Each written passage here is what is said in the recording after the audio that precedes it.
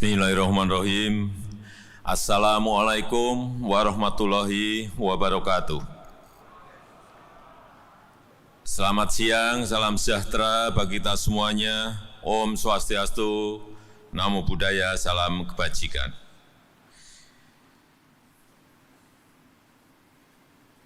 Yang saya hormati Ketua MPR Republik Indonesia, yang saya hormati para Menteri Kabinet Indonesia Maju. Tadi saya hitung, ini Menteri yang hadir di Rapimnas Kadin ini berapa orang? 10 Menteri yang hadir.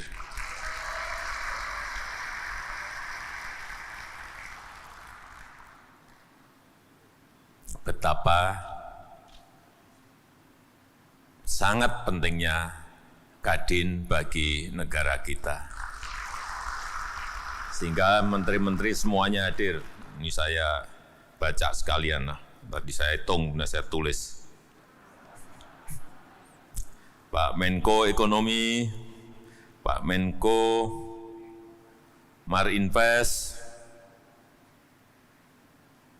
Pak Menteri Sekretaris Negara, Ibu Menteri Keuangan, Pak Mendak, Menteri Perdagangan, Ibu Menaker, Pak Menteri Investasi, yang dari tadi pagi mengawal saya agar saya bisa hadir di sini.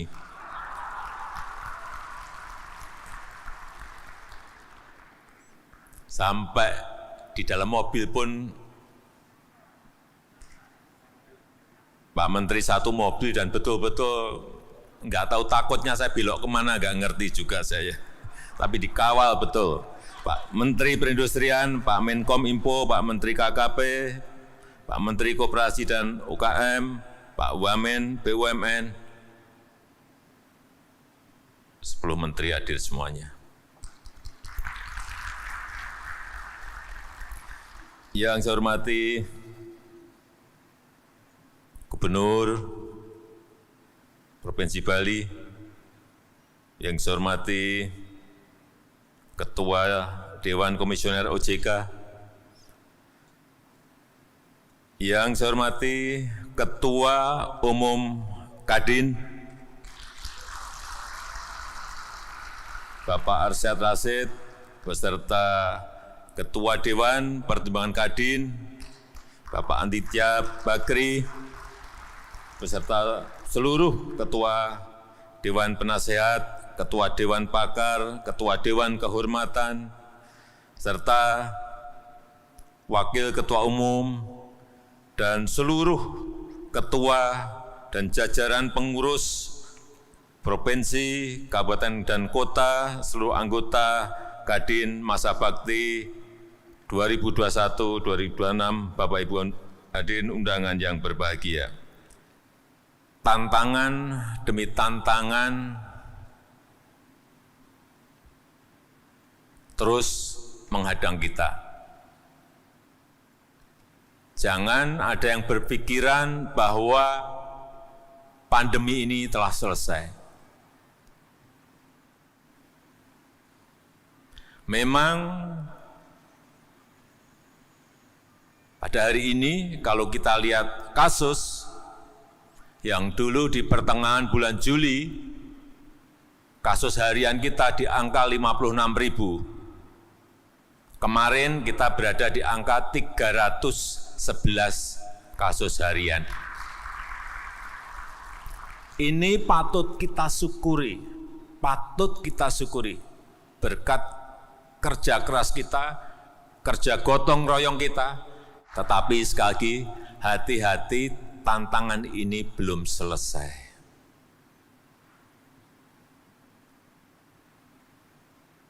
Ada 29 negara yang sudah kemasukan yang namanya varian Omikron. Tadi pagi, informasi lagi, Singapura sudah masuk, negara paling dekat kita. Yang ini, meskipun masih dalam penelitian yang cepat, penularannya bisa 5 kali lipat lebih menular dibanding yang varian Delta yang kecepatannya juga sangat cepat sekali. Ini pun juga bisa menembus dari imunitas yang telah kita miliki.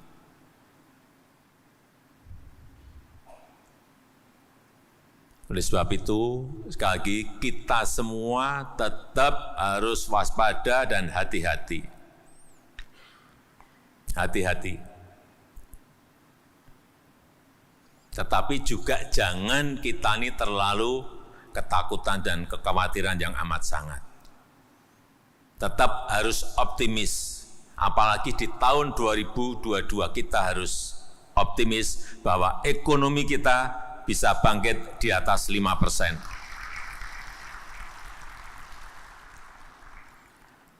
Tapi yang banyak yang tidak kita hitung, yang tidak kita duga, ternyata bahwa pandemi ini berimbas kemana-mana, berdampak kemana-mana. Kita tahu karena pandemi beberapa negara langka energi, karena pandemi beberapa negara langka kontainer, baik itu kontainer antar negara maupun antar provinsi dan antar pulau. Karena pandemi juga yang tidak kita perkirakan inflasi beberapa negara sudah naik demikian tinggi. Dan karena inflasi juga beberapa hari terakhir ini sudah mulai kedengaran beberapa negara ada kenaikan harga produsen yang akhirnya nanti akan berimbas kepada kenaikan harga konsumen. Ini saling kompleksitas masalah semakin melebar kemana-mana. Sehingga memang kita harus menyiapkan rencana antisipasi dan geraknya harus kita lebih cepat dari biasanya. Karena ketidakpastian ekonomi global semakin melebar kemana-mana. Kompleksitas masalahnya juga melebar kemana-mana. Karena memang kunci dari pertumbuhan ekonomi global, ekonomi negara kita, kuncinya hanya ada satu. Bagaimana kita bisa mengendalikan pandemi seperti sekarang ini. Hanya itu. Yang lain-lain nanti pasti mengikuti. Dan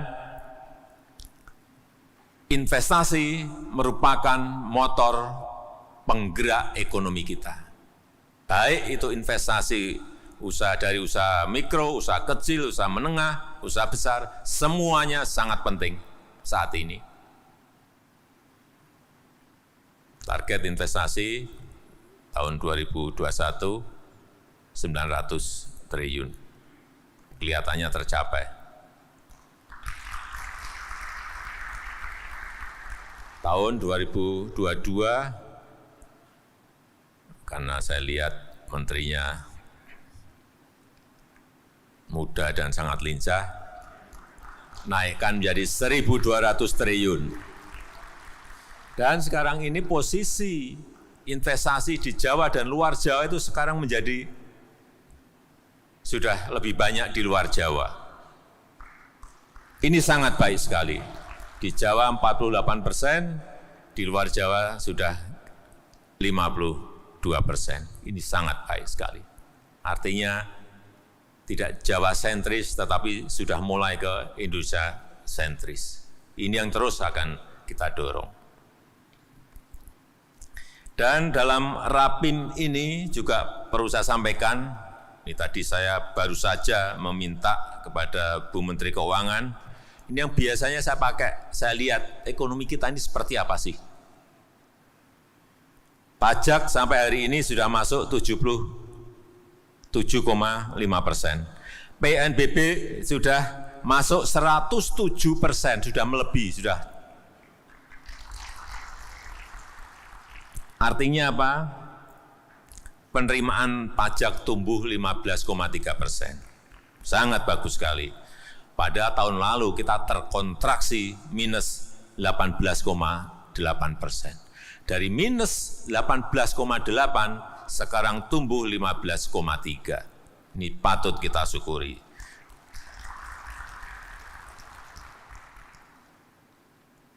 PNBP juga tumbuh 25,2% tahun 2021, tahun lalu minus 16%. Ini angka-angkanya baik. Sudah kita sudah senang banget melihat angka-angka seperti ini, tapi begitu mendengar Omikron,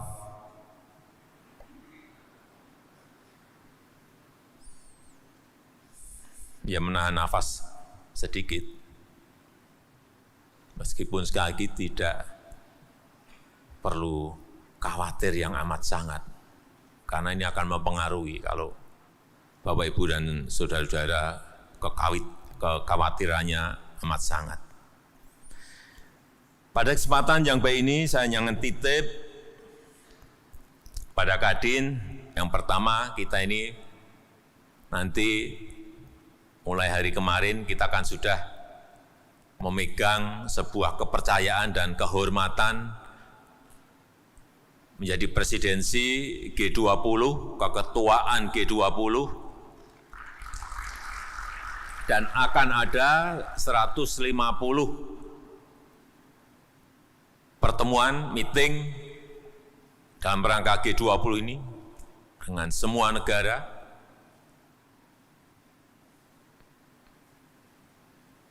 Fokus kita adalah nanti kita akan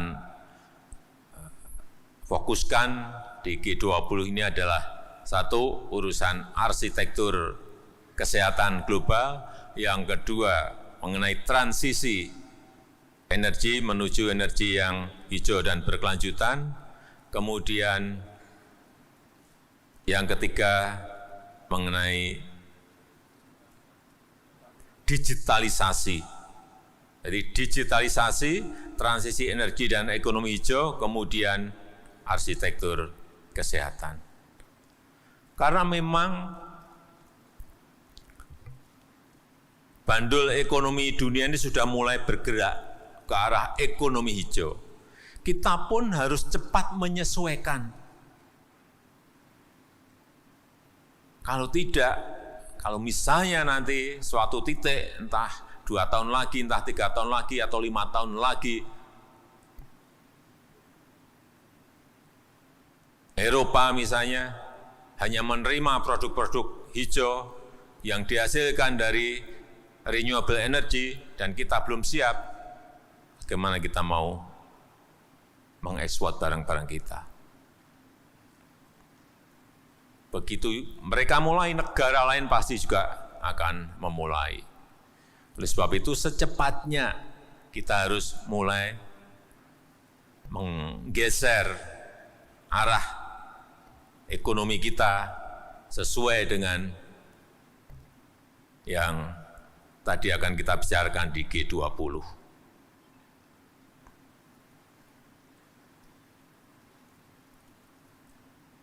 Transisi energi misalnya, keuntungan kita memiliki sumber daya alam yang melimpah untuk ini, untuk renewable energy yang menghasilkan energi hijau.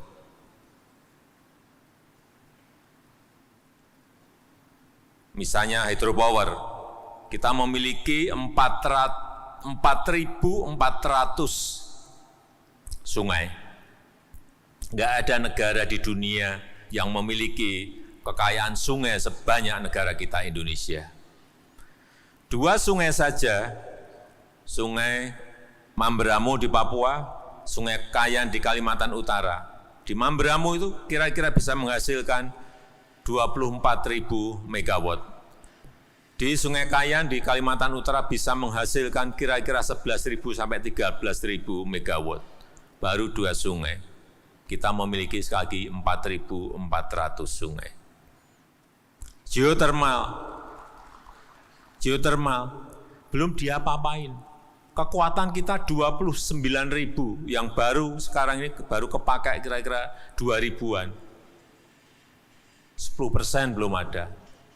Inilah saya kira kesempatan-kesempatan yang kita miliki sehingga dalam rangka kompetisi bersaing dengan negara-negara yang kita memiliki kekuatan-kekuatan itu yang lama tidak kita sadari. Oleh sebab itu, dalam rangka reformasi ekonomi, reformasi struktural, pendampingan UMKM, saya minta nanti di dalam Rapim, Bapak Ketua, Kadin lebih mendetailkan lagi sebetulnya apa sih kebutuhan lapangan, tantangan yang ada di lapangan, kemudian keinginan-keinginan pelaku seperti apa, lebih detail lagi. Sehingga kalau pemerintah membuat kebijakan besarnya, didetailkan oleh Kadin, sehingga nanti ketemu antara pelaku dan pembuat kebijakan. Kemudian yang kedua, yang tadi saya sampaikan juga mendetailkan lagi transformasi ekonomi kita menuju tadi green economy, green energy, green tourism, blue economy. Detailnya seperti apa menurut para pelaku? Yang dibutuhkan apa menurut pelaku? Dan keinginan-keinginannya seperti apa, sehingga akan ketemu nanti. Ini ada kebijakan, ini ada implementasi pelaksanaan. Kalau diketemukan, akan menjadi sebuah kekuatan yang besar. Saya rasa itu yang bisa saya sampaikan pada kesempatan yang baik ini, dan saya ingin mengucapkan selamat kepada Bapak Arsyad Rashid, Bapak Aninditya Bakri, dan seluruh jajaran pengurus Kadin untuk masa bakti 2021-2026, meskipun dihadapkan pada banyak tantangan, tapi saya yakin komposisi kepengurusan yang ada sekarang ini adalah komposisi yang sangat baik.